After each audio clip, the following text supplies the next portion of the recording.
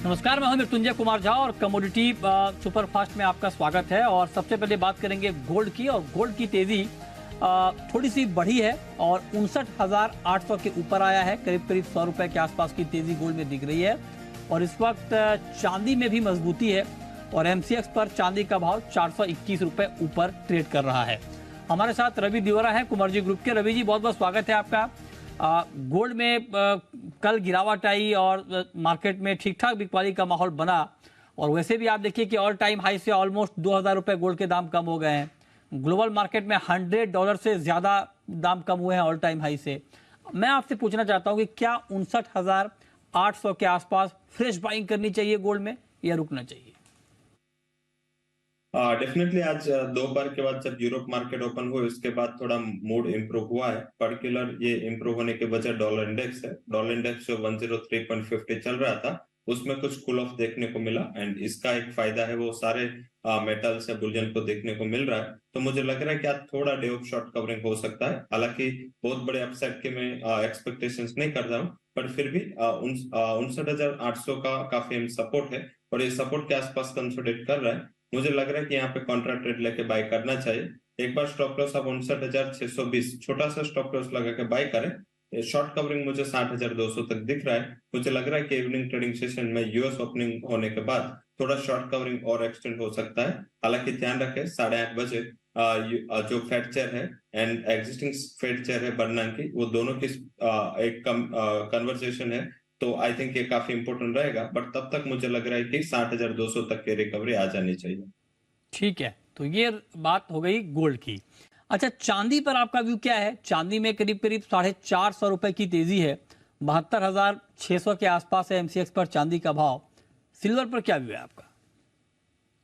Silver में comparative gold थोड़ा view cautious है। पर्टिकुलर जब तक चाइना रीओपनिंग थीम सक्सेसफुल नहीं दिखती उसके मैक्रो में, तब तक मुझे बहुत ज्यादा कन्विक्शन नहीं दिख रहा है। आज शॉर्ट कवरिंग हुआ है, बट अगर इवनिंग में शॉर्ट कवरिंग में आपको 70,900 तक के लेवल मिल जाए तो वहां पे एक सेलिंग की अपॉर्चुनिटी ढूंढनी चाहिए।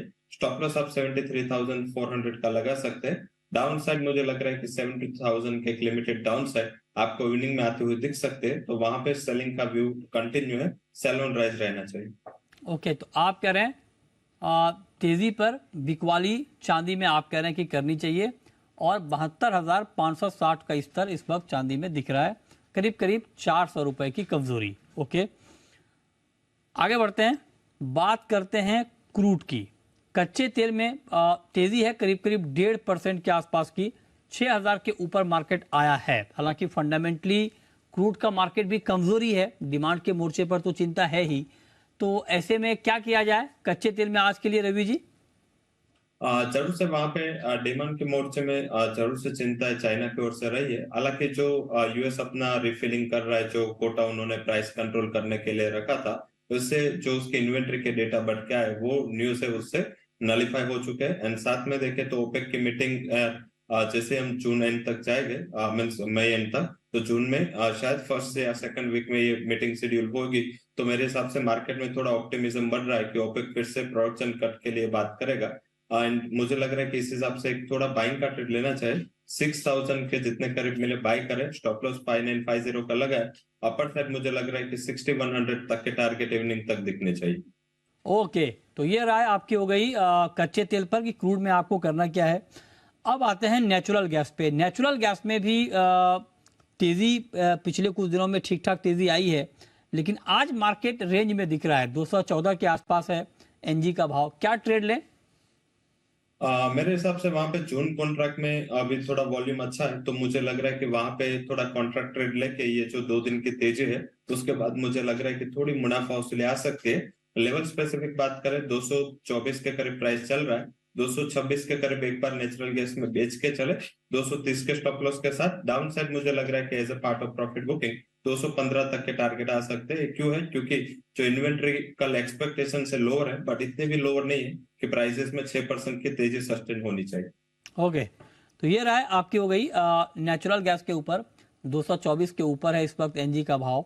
अब आते हैं मेटल पे। मेटल में हालांकि पिछले कुछ दिनों में लगातार गिरावट ही दिखी है। आज हालांकि एमसीएक्स पर मेटल में कुछ हरियाली है, लेकिन पता नहीं कितनी टिकेगी ये। आप जरा बताएं पहले तो ओवरऑल मेटल मार्केट पर बताएं रवि जी। और फिर मैं आपसे एक एक करके अलग अलग मैं मेटल पे पूछूंगा। जरूर से बेस मेटल्स में जो रिकवरी आई है उसमें मुझे लग रहा है कि थोड़ी बहुत सस्टेनेबिलिटी एटलीस्ट आज के दिन में देखी जा सकते हैं। उसका रीजन है क्योंकि पर्टिकुलर देखे तो जो डॉलर इंडेक्स अगर 103 के नीचे सस्टेन होता है तो मुझे लग रहा है कि थोड़ा शॉर्ट कवरिंग का मूड आपको कॉपर के प्राइसेस में आता हुआ दिख सकता है। क्यों? क्योंकि वहां पे वैसे देखे तो सप्लाई की ऑलरेडी चिंता बनी हुई है एंड लगातार देखे तो प्राइसेस में एक अच्छा स्टेबिलिटी 316 से 320 के बिटवीन बनी हुई है।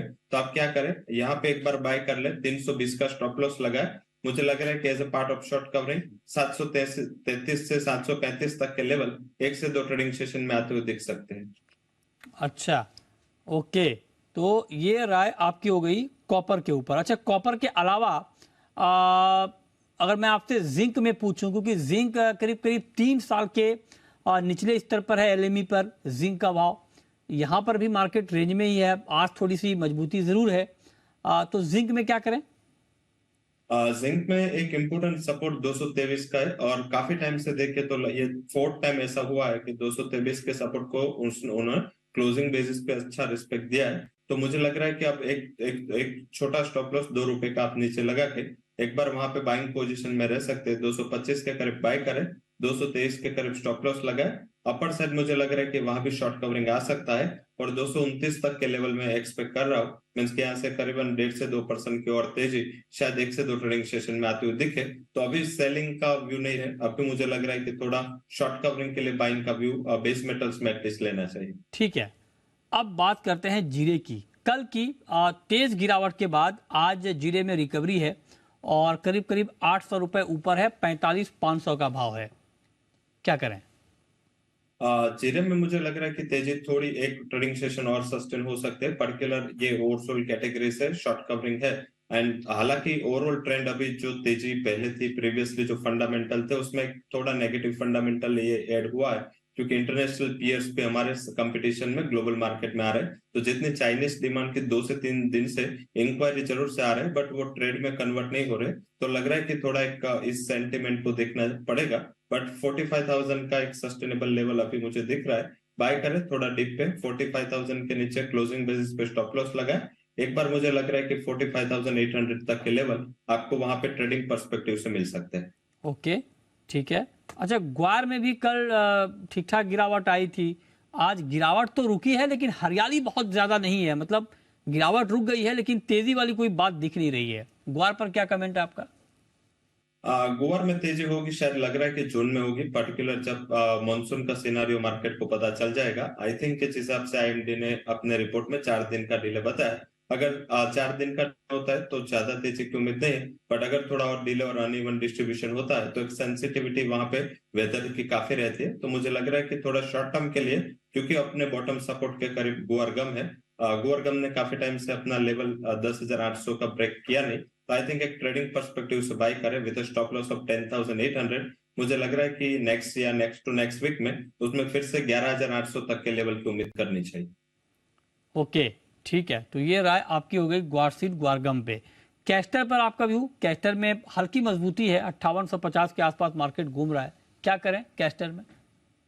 कैस्टर में चाइनीज डिमांड एब्सेंट है। इन पर्टिकुलर कैस्टर ऑयल का सबसे बड़ा 70% से ज्यादा एक्सपोर्ट हम चाइना करते हैं। तो चाइना से इतनी डिमांड नहीं आ रही जितनी मार्केट की एक्सपेक्टेशंस थी। और अगर मॉनसून में कुछ ऊपर नीचे होता है तो जो फार्मर्स है उसका पहला रुझान कैस्टर होता है। तो मेरे हिसाब से वहां पे थोड़ी सप्लाई की कंसर्न के हिसाब से एज वेल एज डिमांड थोड़ी लैकलस्टर है, तो वहां पे सेलिंग का ट्रेड लेना बेटर हो सकता है। ओके, 580 के करीब सेल करें, 5800 का टारगेट और 5920 का स्टॉप लॉस जरूर से लगाए। ठीक है, ओके, बहुत शुक्रिया रवि जी आपका जुड़ने के लिए, बताने के लिए आज कहाँ पर ट्रेड करना ठीक रहेगा।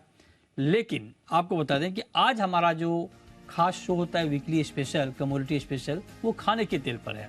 याद कीजिए, ठीक 1 साल पहले 2022 का वो मई महीना, दुनिया भर में जब खाने के तेल की कीमतें आसमान पर पहुंच गई थी, हाहाकार मचा हुआ था।